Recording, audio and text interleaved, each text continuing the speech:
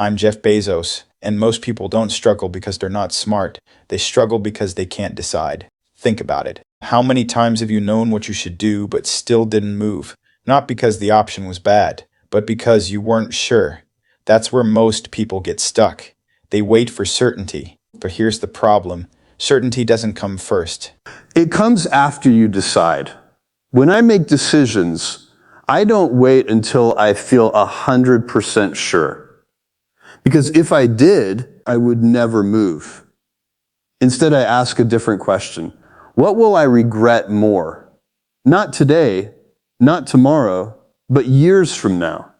Because short-term thinking creates hesitation. Long-term thinking creates clarity.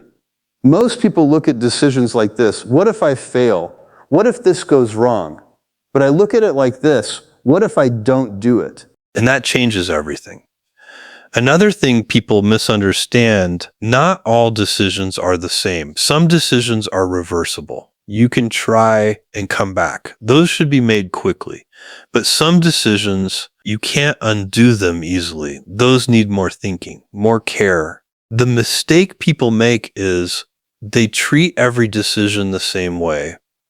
So they overthink small things and delay big ones. That's backwards.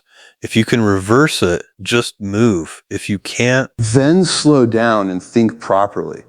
This alone saves a huge amount of time because most opportunities don't disappear because they're bad. They disappear because you waited too long and someone else didn't. So the goal is not to avoid mistakes. The goal is to avoid inaction because action gives you feedback and feedback gives you clarity.